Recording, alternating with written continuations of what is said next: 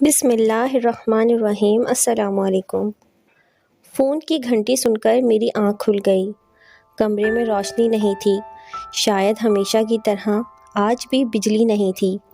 کمرے میں کھڑکی کے ذریعے چاند کی چاندنی داخل ہو رہی تھی، جس کی وجہ سے میں اپنا فون تلاش کر سکا۔ فون میں نے جلدی سے کان کے ساتھ لگایا۔ ہیلو، السلام علیکم۔ بچاؤ بچاؤ، مجھے بچاؤ، خدا کے لیے میری مدد کرو۔ جی کون؟ رات کے اس ٹائم کون ہو تم مجھے تنگ کرنے والے؟ میں ہوں تمہارا دوست اکبر۔ ہاں اکبر، کیا بات ہے، کیوں رو رہے ہو؟ یار وہ مجھے مار دے گی، میرا خون پی جائے گی، وہ میری طرف آ رہی ہے۔ کون کون تم کو مار دے گی؟ ہیلو ہیلو اکبر۔ لیکن کوئی جواب نہ آیا۔ میں نے خود اکبر کا نمبر ڈائل کیا، لیکن دوسری طرف سے کوئی جواب وصول نہیں ہوا۔ میں اچانک اس کی باتوں سے پریشان ہو گیا۔ اکبر کی نئی نئی شادی ہوئی تھی، وہ میرے ساتھ بینک میں کام کرتا تھا، ہم بہت اچھے دوست تھے۔ میرا نام سفیر حسین ہے اور میں ایک غیر شادی شدہ ہوں اور آزاد فطرت کا مالک ہوں۔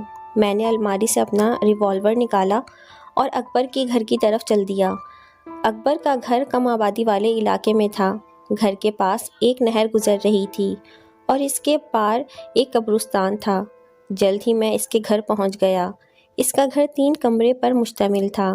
2 کمرے، ایک باورچی خانہ اور چھوٹا سا صحن تھا، جس میں ایک بڑا پرانا کیکر کا درخت تھا، جس کے اوپر بہت سے پرندوں کے گھونسلے بنے ہوئے تھے۔ صحن سے ہوتے ہوئے میں نے کیکر کے درخت پر نظر ڈالی۔ پرندے خاموشی سے اپنے گھونسلوں میں دب کر آرام کر رہے تھے۔ حویلی کا دروازہ ہمیشہ کی طرح کھلا ہی تھا، لیکن کمرے اندر سے بند تھے۔ میں نے کافی دیر دستک دی، لیکن کوئی جواب نہ ملا۔ مجھے کھڑکی کا خیال آیا، جو نہر والی سائڈ پر تھی۔ میں حویلی کے پچھلی طرف گیا۔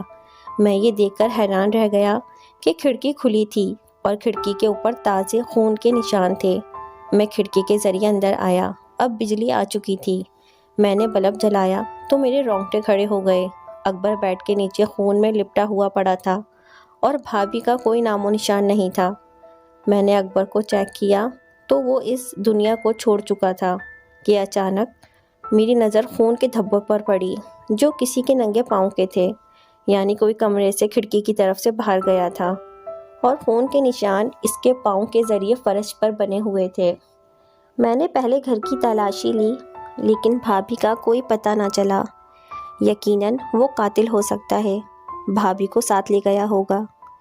میں نے پاؤں کے نشانوں کا پیچھا کرنے کا فیصلہ کیا اور کھڑکی کے ذریعے باہر آ گیا، لیکن میں نے تھانے کال کر دی تھی اور سب حقیقت بتا دی تھی۔ پاؤں کے نشان ٹارچ کی روشنی میں بہت واضح نظر آ رہے تھے، لیکن یہ کیا؟ یہ نشان تو نہر میں جا رہے تھے، یعنی قاتل نے نہر پار کی تھی۔ پر میں نہر پار نہیں کر سکتا تھا، اس لیے میں نے 1 کلومیٹر لمبا چکر نہر سے ہو کر لگایا اور پھر نہر کی دوسری جانب ان پاؤں کے نشان تلاش کرنے لگا۔ جلد ہی تازے پاؤں کے نشان مل گئے۔ یہ نشان قبرستان کی طرف جا رہے تھے۔ مجھے قبرستان سے ڈر لگتا ہے کہ اچانک میرے کانوں میں پولیس کی گاڑی کی آواز آنے کا شور سنائی دیا، تو میں واپس اکبر کے گھر کی طرف چل دیا۔ میں نے اپنا تعارف کروایا اور بتایا کہ یہ نشان قبرستان میں جا رہے ہیں۔ میں قبرستان میں اکیلا نہیں جا سکتا، اگر آپ نے ساتھ چلنا ہے تو چلو، کیونکہ وہ قاتل بھابھی کو قبرستان کی طرف لے گیا ہے۔ انسپکٹر نے اپنے ساتھ 2 آدمی لیے اور باقی وہاں شواہد اکٹھا کرنے لگے۔ ہم قبرستان میں داخل ہو گئے تھے۔ قبرستان بہت ہی قدیمی معلوم پڑتا تھا۔ میں پہلے اس قبرستان میں نہیں آیا تھا۔ قبریں ٹوٹ پھوٹ کا شکار تھیں۔ پاؤں کے نشان اب ہمیں نہیں مل رہے تھے۔ ہم لوگ ادھر ادھر پھر رہے تھے۔ انسپکٹر صاحب نے کہا، کیا اکبر کی کسی سے ذاتی دشمنی تھی یا کوئی کاروباری دشمنی وغیرہ تو نہیں تھی؟ انسپکٹر صاحب، اکبر بہت ہی شریف اور خاندانی انسان تھا، اس کی کسی سے کیا دشمنی ہو سکتی ہے؟ اچھا، تو اس کی شادی کب اور کہاں ہوئی تھی؟ اور اس نے بینک سے چھٹی لی تھی؟ سر، صبح اس کی حاضری تھی۔ ثنا سے اس کی ملاقات ایک پارٹی میں ہوئی تھی۔ اس بات کو 2 ہفتے ہو گئے تھے۔ گویا ان دونوں نے 2 ہفتوں کے اندر اندر شادی بھی کر لی۔ جی انسپکٹر صاحب، ثنا اس دنیا میں اکیلی تھی۔ ماں باپ ایک حادثے میں فوت ہو گئے تھے۔ اس کے چچا نے اس کو پالا تھا، اس لیے انہوں نے بھی شادی میں دیر نہیں کی تھی۔ وہ کہاں رہتے ہیں؟ وہ بھی اسی شہر میں رہتے ہیں، وہ بھی شریف لوگ ہیں۔ شادی کے دن میں ان کے گھر گیا تھا، بہت نیک دل اور اچھی فیملی ہے۔ اچانک سپاہی نے آواز دی، انسپیکٹر صاحب یہاں پر ایک لڑکی پڑی ہے۔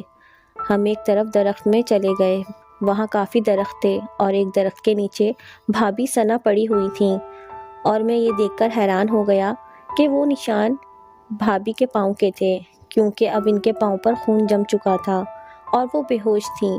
انسپیکٹر صاحب نے گاڑی والے کو کال کی، وہ قبرستان کے پاس گاڑی لے آیا اور ہم بھابھی کو اٹھا کر قبرستان سے باہر آ گئے۔ گاڑی وہاں پہلے سے ہی موجود تھی اور ان کو اسپتال لے گئے۔ بھابھی کافی دیر سے بے ہوش تھیں اور وہ بتا سکتی تھیں کہ اکبر کا قاتل کون ہے اور وہ قبرستان میں کیسے آئی ہیں۔ میں اکبر کے کفن دفن میں مصروف تھا۔ اکبر کا بھائی اور والد بھی گاؤں سے آئے تھے۔ اکبر کا بڑا بھائی اکرم بہت پریشان تھا کیونکہ وہ اپنے بھائی سے بہت پیار کرتا تھا۔ والد کا بھی بہت برا حال تھا، وہ تو اکبر کی ضد کے پیچھے خاموش تھے۔ اکبر ہی ضد کر کے شہر آیا تھا اور بینک میں ملازم ہو گیا تھا۔ شادی بھی اس نے اپنی پسند سے کی تھی۔ سب بھابھی پر بھی شک کر رہے تھے، طرح طرح کی باتیں کر رہے تھے۔ شادی کو تو کچھ دن ہی ہوئے تھے اور ابھی تک اکبر کی چھٹی بھی ختم نہیں ہوئی تھی، تو ثنا بھابھی پر شک کس طرح کیا جا سکتا تھا؟ اور جب تک آپ کسی سے ملتے جلتے نہیں ہیں، آپ کو کیسے معلوم ہو سکتا ہے کہ وہ کون ہے اور اس کی طبیعت کیسی ہے؟ آج اس واقعے کو 3 دن ہو گئے ہیں، بھابھی ابھی تک بے ہوش تھیں اور قاتل کا کوئی سراغ نہیں مل رہا تھا۔ میں بینک سے واپسی پر اسپتال کا چکر لگاتا تھا۔ اکرم بھائی اور اکبر کی والدہ صاحبہ اسپتال میں ہی تھے۔ ان کو پتہ تھا کہ بھابھی وہ ذریعہ ہے جس کے ذریعے ہم قاتل تک پہنچ سکتے ہیں۔ پولیس کے 2 آدمی بھی ہر وقت ڈیوٹی پر ہوتے تھے۔ ہمیشہ کی طرح میں فارغ ہو کر تھانے گیا تو میری ملاقات انسپیکٹر سے ہو گئی۔ خان میرا کلاس فیلو تھا اور ہماری بہت اچھی دوستی تھی۔ میں نے سارا واقعہ خان کو بتایا۔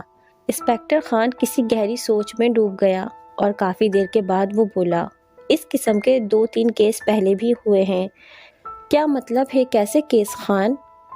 اکیلا گھر، آبادی سے دور، یعنی کم آبادی والا علاقہ تھا، اور اس گھر میں وہ صرف اکیلا ہی رہتا تھا، اور پھر شادی بھی اچانک اور ایک انجان لڑکی سے کی۔ یہ بات تو ٹھیک ہے، لیکن ثنا بھابھی تو بہت ہی اچھی ہیں، کافی خدمت کرتی تھیں اکبر کی۔ اچھا تو وہ کہاں ہے؟ کیا زندہ ہے؟ ہاں وہ زندہ ہیں اور اسپتال میں داخل ہوئی ہیں اور بے ہوش ہیں۔ چلو سفیر، اسپتال چلتے ہیں، وہاں پر ہی بات واضح ہوگی۔ جب ہم وہاں پہنچے تو اکرم بھائی وہاں پر موجود تھے۔ اکرم بھائی، بھابھی کو ہوش آیا؟ نہیں، وہ ابھی تک بے ہوش ہیں، ٹیسٹ ہو رہا ہے، وہ اندر تھیٹر روم میں ہیں۔ ہم باہر انتظار کرنے لگے۔ کچھ دیر میں ڈاکٹر صاحب آئے تو خان نے پوچھا، ڈاکٹر صاحب اب مریضہ کیسی ہے اور ہوش کب تک آ جائے گا؟ وہ خطرے سے باہر ہے، ہوش بھی جلدی ہی آ جائے گا۔ کیا ہم دیکھ سکتے ہیں اس کو؟ ہاں ہاں، کیوں نہیں، اس کو کمرے میں شفٹ کر دیا گیا ہے۔ ہم تینوں کمرے میں آئے تو میں نے دیکھا کہ خان بھابھی کو غور سے دیکھ رہا تھا۔ یہ ثنا بھابھی ہے، اکرم نے کہا۔ اس کو جانتے ہو؟ آؤ میرے ساتھ باہر آؤ۔ ہم دونوں باہر آئے اور ایک طرف ہو کر کھڑے ہو گئے تو خان نے بتایا، سفیر یہ ثنا لڑکی ہے جو ہمیں مل نہیں رہی تھی، کیونکہ ہر قتل ہونے والے دلہا کے ساتھ ہمیں اس ہی کی تصویر ملی ہے، لیکن یہ ہمیں مل نہیں رہی تھی۔ یہ کیا کہہ رہے ہو؟ کیا ثنا بھابھی ہی قاتل ہے؟ یہ میں نہیں کہہ سکتا، لیکن شک اس پر ہی جا رہا ہے۔ میں تو ثبوت دے سکتا ہوں۔ ہر مقتول کی شادی کے پہلے دن جو تصویر دی جاتی ہے وہ کم سے کم شادی کے 2 ہفتے بعد ملتی ہیں، اور جب تک یہ لڑکی اپنا کام کر کے غائب ہو جاتی ہے۔ لیکن یہ اب کی بار کس طرح سے پکڑی گئی، کچھ سمجھ نہیں آ رہا۔ وہ اصل میں اکبر نے قتل ہونے سے پہلے ہی مجھ سے بات کی تھی تو میں فوراً نکل پڑا تھا۔ 5-10 منٹ میں اس کے گھر پہنچ گیا تھا، تو شاید یہ اس وقت اپنا کام کر کے نکلی ہوگی۔ میں نے اس کا پیچھا کیا، مجھے یہ نہیں معلوم تھا کہ میں کس کے پیچھے جا رہا ہوں، میں تو وہ خون کے نشانوں کا پیچھا کر رہا تھا۔ انسپیکٹر خان نے پولیس اسٹیشن فون کیا کہ 2 لیڈیز آئیں۔ میں نے خان سے کہا، اگر یہ چکر ہے تو ہمیں کسی دم درود والے سے رابطہ کرنا چاہیے۔ ہاں سفیر، تم نے ٹھیک کہا، میرا ایک جاننے والا بزرگ وہ عمل کرتے ہیں، میں ان سے بات کرتا ہوں۔ جلد ہی وہ لیڈیز پولیس والی آ گئیں۔ ہم دونوں اس بزرگ کے پاس چلے گئے۔ بزرگ کا نام پیر بابا شاہ منور تھا۔ وہ بہت نیک بزرگ تھے۔ ان کے آستانے میں ہر وقت ہجوم ہوتا تھا، ہر وقت کوئی نہ کوئی آپ کی خدمت میں موجود ہوتا تھا۔ خیر ہم نے پہلے کال کی تھی، اس لیے وہ ہمارا منتظر تھا۔ میں نے اور انسپیکٹر صاحب نے ساری بات پیر بابا کو بتا دی۔ پیر بابا نے آنکھیں بند کر لیں اور وہ عمل منہ میں پڑ رہے تھے۔ اچھا تو آپ لوگ یہاں کیا چاہتے ہو؟ اس لڑکی کی حقیقت یا اس کا خاتمہ کرنا چاہتے ہو یا پھر کوئی اور سخت سزا دینا چاہتے ہو؟ پیر بابا آپ ہمیں پہلے یہ تو بتائیں کہ وہ کون ہے اور ایسا کیوں کر رہی ہے؟ وہ مکمل انسان نہیں ہے اور نہ ہی مکمل چڑیل ہے۔ وہ ایک انسان اور چڑیل کے ملاپ سے پیدا ہوئی ہے، یعنی چڑیل کی بیٹی ہے۔ اس کا انسان باپ اس کو چھوڑ کر چلا گیا تھا، جس کو اس کی چڑیل ماں نے مار دیا تھا، اور اس کی ماں چڑیل کو ایک ہندو نے چلا کاٹ کر اپنی قید میں کر لیا تھا۔ تو اس کی پرورش انسانوں میں ہوئی تھی۔ اس کے چچا نے اس کو پالا تھا۔ چچا اس کی حقیقت سے نا علم تھا۔ اس کو ابھی تک اس کے بارے میں نہیں پتا۔ وہ اس لڑکی کی بار بار شادی کروا رہے ہیں تو ان کو شک نہیں ہو رہا۔ آپ لوگوں نے دیکھ لیا ہوگا کہ وہ چڑیل کی بیٹی بہت معصوم اور بھولی بھالی صورت لے کر پیدا ہوئی ہے۔ ہر کوئی اس پر اعتماد کر لیتا ہے اور وہ اپنا شکار خود ہی تلاش کرتی ہے۔ 3-4 دن وہ اپنی خوراک بوجھتی ہے، پھر اس کی چڑیل والی آتما جاگ جاتی ہے تو وہ اپنے شوہر کا خون پی لیتی ہے اور 2 ہفتوں کے لیے غائب ہو جاتی ہے۔ جب اس کے چچا کو اس حادثے کا پتہ چلتا ہے تو وہ بیچارہ اس کی تلاش میں تھانے، اسپتالوں، ریلوے اسٹیشن اور نہ جانے کہاں کہاں تلاش کرتا ہے۔ جب وہ ملتی ہے تو ایک نئی کہانی سناتی ہے اور اپنے معصوم چہرے کا فائدہ اٹھا کر کچھ ہفتے گھر میں آرام کرتی ہے اور پھر تازہ دم ہو کر شکار کی تلاش شروع کرتی ہے۔ لیکن پیر بابا اس بار وہ پکڑی کیسے گئی اور وہ اب تک ہوش میں کیوں نہیں آ رہی؟ میں نے پہلے ہی بتایا تھا کہ وہ چڑیل کی بیٹی ہے، لیکن اس کے اندر انسان کا بھی خون ہے، اس لیے وہ کمزور اور تھکاوٹ بھی محسوس کرتی ہے۔ اس رات جب اپنا شکار کر کے قبرستان کی طرف جا رہی تھی تو اسے نہر بھی پار کرنا پڑی تھی۔ اس کو معلوم ہو گیا تھا کہ کوئی اس کا پیچھا کر رہا ہے، اس لیے جلدی میں وہ اس درخت سے ٹکرا گئی اور بے ہوش ہو گئی، کیونکہ اب اس پر تھکاوٹ طاری ہو گئی تھی۔ اب ہمیں کیا کرنا چاہیے؟ آپ اس کے ساتھ کیا کرنا چاہتے ہو؟ اس کو زندہ رکھ کر سزا دینا چاہتے ہو یا اس کا خاتمہ کرنا چاہتے ہو؟ کیا پیر بابا اس پر گولی اثر کر سکتی ہے؟ ہاں کرے گی، لیکن یہ ضروری نہیں کہ اس کی موت اس گولی سے واقع ہو جائے۔ اس کو مارنے کے لیے اسی قبرستان میں 3 دن کا چلہ کاٹنا ہوگا۔ اس کے بعد اس چڑیل کی بیٹی میں چڑیل والی طاقت آ جائے گی۔ اس کے بعد آپ جو سزا دینا چاہو وہ اس سزا سے تکلیف اٹھائے گی اور آئندہ ہو سکتا ہے کہ وہ یہ غلط کام نہ کرے، ہمیشہ کے لیے چھوڑ دے۔ اب چلے کے لیے کوئی آدمی تلاش کرو۔ میں تو پہلے ہی 1 سال والا چلہ کاٹ رہا ہوں جو آدھی رات کا ہے، تو پہلے رات کسی پرانی قبر پر بیٹھ کر کرنا ہوگا۔ میں تیار ہوں۔ اس نے میرے دوست کو مارا ہے اور نہ جانے کتنے لوگوں کو شکار بنایا ہے۔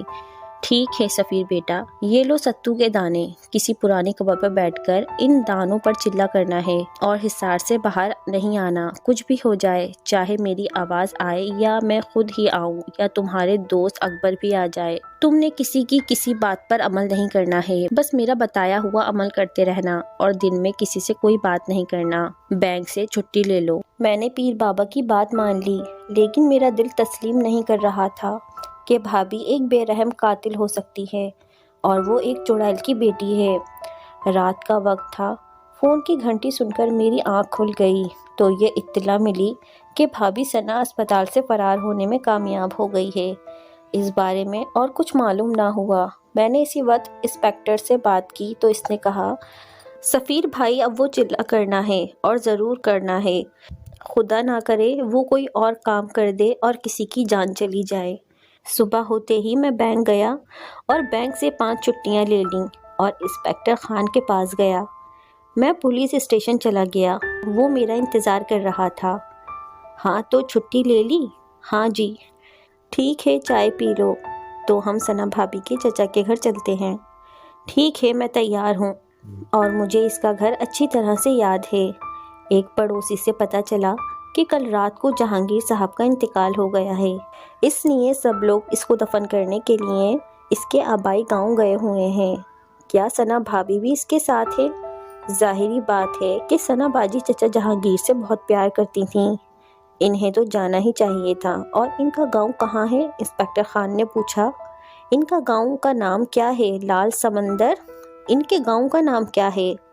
لال سندر والا، اور وہ موٹر وے کے ساتھ ہی ہے، فیصل آباد سے کچھ پہلے ہی ہے۔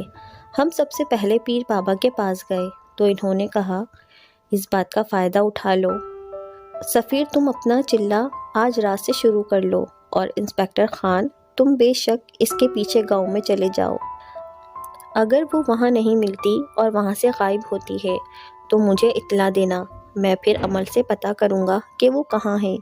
ٹھیک ہے پیر بابا، جس طرح سے آپ کا حکم۔ اور پھر میں قبرستان چلا گیا اور رات کے لیے جگہ تلاش کرنے لگا۔ جلد ہی مجھے ایک پرانے درخت کے پاس ایک پرانی قبر مل گئی۔ میں اس پر نشان لگا کر آ گیا اور کھانا کھا کر سو گیا۔ میری آنکھ شام کو 5 بجے کھلی۔ ابھی اندھیرا ہونے میں کچھ دیر باقی تھی۔ میں اپنی جگہ پر پہنچ گیا۔ وہاں پر میں نے حصار کھینچا تو میں اس قبر پر بیٹھ گیا اور چلہ شروع کر دیا۔ پہلی رات سکون سے گزری۔ انسپکٹر خان ثنا کے گاؤں گیا ہوا تھا، میں گھر میں آ کر سو گیا۔ دن کو بہت سی کالیں آئیں لیکن میں نے ریسیو نہیں کیں۔ شام 5 بجے کے قریب میں اٹھا اور کھانا وغیرہ کھایا اور قبرستان کی طرف چل دیا۔ اپنی جگہ پر پہنچ کر میں بیٹھ گیا۔ آج موسم بھی خراب معلوم ہوتا تھا، چاند کا کوئی نام و نشان نہ تھا۔ ہوا تیز سے تیز ہوتی جا رہی تھی اور مجھے چلہ کرنے میں مشکل ہو رہی تھی۔ میں حیران تھا کہ جب میں گھر سے نکلا تھا تو موسم صاف تھا، لیکن جب قبرستان میں قدم رکھا تو موسم خراب ہو گیا۔ خیر، میں علم کرنے لگا کہ آسمان پر بجلی چمکی اور بادل شور کرنے لگے، ہوائیں تیز تیز چلنے لگیں، بہت زیادہ شور ہو رہا تھا۔ مجھے عمل کرنے میں مشکل تو ہو رہی تھی۔ کچھ دیر میں بارش بھی شروع ہو گئی، لیکن یہ کیا، بارش حصار کے باہر ہو رہی تھی اور جس جگہ میں تھا وہاں کوئی اثر نہ ہو رہا تھا۔ بادل خوب برسا، ہر طرف پانی ہی پانی ہو گیا، لیکن حیران کرنے والی بات یہ تھی کہ پانی کا ایک قطرہ بھی میرے قریب نہیں آ رہا تھا۔ موسم اب صاف تھا، چاند نظر آ رہا تھا اور چاندنی ہر چیز کو منور کر رہی تھی۔ بادل کا شور تھم چکا تھا اور اب مکمل خاموشی تھی۔ میں نے اپنا عمل جاری رکھا۔ صبح ہونے سے کچھ پہلے مجھے انسپکٹر خان اپنے پاس آتا ہوا نظر آیا۔ خان نے کہا، سفیر، یہ عمل، یہ چلہ چھوڑ دو، ہم نے ثنا کو مار دیا ہے، اب وہ مر چکی ہے۔ لیکن اس وقت میں ہوش میں تھا، مجھے پیر بابا والی بات یاد تھی۔ میں بھلا چلہ کیسے چھوڑ سکتا تھا؟ میں چلے میں مگن رہا۔ خان نے کہا، اٹھ جاؤ میرے دوست، کیوں دیر کر رہے ہو؟ اپنا ٹائم ضائع کر رہے ہو؟ آؤ میرے ساتھ، میرا ہاتھ پکڑو۔ خان نے میری طرف ہاتھ بڑھایا تو اس کے منہ سے چیخ نکل گئی۔ وہ غائب ہو گیا۔ میں نے خدا کا شکر ادا کیا کہ میں نے کوئی غلط قدم نہیں اٹھایا۔ صبح ہوئی تو میں گھر لوٹ آیا اور کھانا کھا کر سو گیا۔ شام کو اپنے ٹائم پر اٹھا۔ آج اپنا سخت امتحان ہونے والا تھا اور میں اس کے لیے تیار تھا۔ میں نے آج مغرب کی نماز قبرستان کے پاس ادا کی تھی، کیونکہ پہلے میں گھر میں ادا کر کے جاتا تھا۔ چلہ میں نے اپنے ٹائم پر شروع کر دیا۔ وہ تقریباً آدھی رات کا وقت تھا جب مجھے دور سے کسی کے قدموں کی آہٹ سنائی دی۔ کوئی سفید لباس میں میری طرف آ رہا تھا۔ قریب آیا تو میں نے دیکھا کہ وہ ثنا ہی ہے۔ انہوں نے بہت معصوم صورت بنائی ہوئی تھی اور مجھ سے معافی مانگنے لگیں۔ سفیر بھائی، مجھے معاف کر دو، میں جینا چاہتی ہوں، میرا وعدہ ہے آئندہ میں کسی کو کوئی نقصان نہیں پہنچاؤں گی۔ کافی دیر کھڑی رہی، پھر خاموش اور مایوس ہو کر چلی گئی۔ کچھ دیر تک خاموشی رہی، پھر پیر بابا میرے سامنے آئے اور انہوں نے کہا، بیٹا، اس کو معاف کر دو، وہ تم سے معافی مانگ رہی ہے۔ اس کی یہ سزا بہت ہے کہ سب کے سامنے اس کا چہرہ بے نقاب ہو گیا ہے۔ میں پیر بابا کی بات سننے ہی والا تھا کہ میرے کانوں میں آواز آئی، یہ سب نظر کا دھوکہ ہے، یہ میں نہیں ہوں، تم اپنا عمل جاری رکھو۔ پھر وہ پیر بابا بھی وہاں سے چلے گئے۔ میں اسی چکر میں تھا کہ یہ چلہ کسی طرح پورا ہوا۔ صبح ہونے سے پہلے قبرستان ایک شور سے جاگ اٹھا۔ قبروں سے مردے نکلنے لگے، درخت ٹوٹنے لگے، پرندے بے چین ہو کر ہوا میں اڑ رہے تھے۔ کچھ درختوں کو آگ لگ گئی۔ جس قبر پر میں بیٹھا تھا وہ بھی مسلسل تڑپ رہی تھی اور مجھے اپنا عمل کرنے میں مشکل ہو رہی تھی۔ پھر میں نے دیکھا کہ ثنا بھابھی کے ساتھ چند اور لوگ میری طرف آ رہے تھے، جن میں میرا مرحوم دوست اکبر بھی تھا۔ انہوں نے مجھ سے کہا کہ ہم نے ثنا کو معاف کر دیا ہے، اب تم بھی اس کو معاف کر دو۔ میں نے ان کی ایک نہ سنی تو وہ غصے میں آ گئے اور مجھ پر قبروں سے پتھر اٹھا اٹھا کر مارنے لگے، لیکن کوئی بھی پتھر مجھے نہ لگا، سب قریب جا کر گرتے رہے۔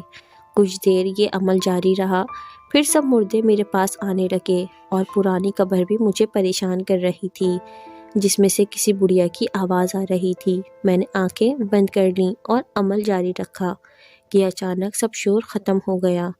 میں نے آنکھیں کھولیں تو ثنا چڑیل کی بیٹی بے ہوش پڑی تھی۔ دور سے مجھے انسپکٹر خان آتا ہوا دکھائی دیا۔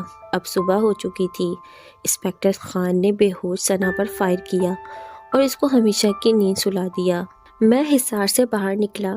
ہم نے ثنا کی لاش کو تابوت میں بند کر کے بغیر جنازے اور غسل کے ہی دفنا دیا، کیونکہ وہ نہ مسلمان تھی اور نہ ہی پوری انسان تھی، وہ تو چڑیل کی بچی تھی۔